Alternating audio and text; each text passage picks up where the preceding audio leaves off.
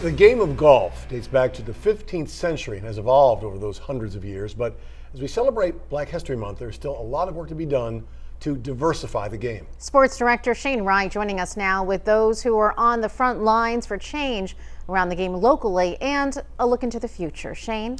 Yeah, we know traditionally golf isn't one of those sports that gets talked about a lot in the minority communities. Part of the reason is because of how some African Americans were historically treated when just trying to get onto a golf course. But there's constant work being done now behind the scenes to make sure minorities get and stay in the game.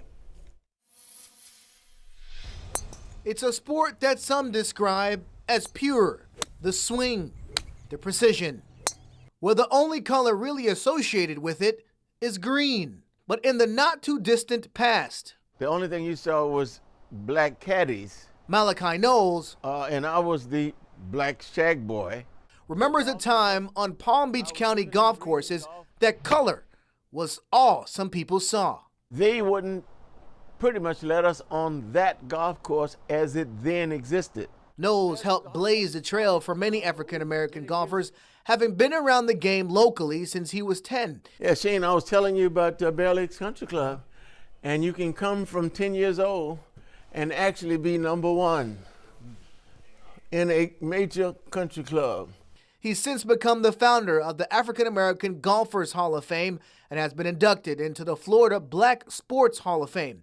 He says minorities in golf have fought a lot, but 60 years later, there's still work to be done.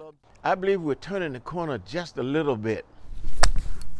See, that's what happens when you think about it. If you don't think about it, just get up and swing.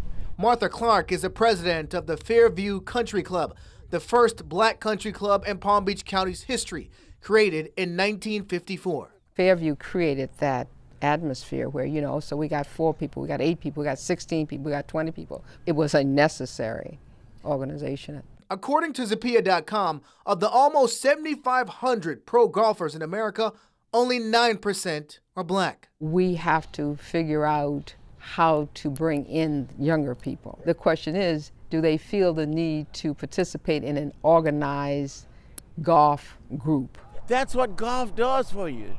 It gets you into the game. Knowles, founder of his own minority youth golf club, says getting more young African Americans to realize that playing golf in a diverse group opens up doors. You become a decision maker. Right. You may sit at the corporate table instead of on the streets. There are no guns. There are no knives. It's just this golf stance. You'll be introduced to people that will be beneficial to you in many ways. I say to all of my kids, they can be number one. Mm-hmm. They can go to school, they can stay out of trouble, and they can achieve. They can achieve. They can achieve. And Knowles is the founder of Inner City Youth Golfers. Both his group and the Fairview Golf Club also focuses on community service as well as helping to provide scholarships.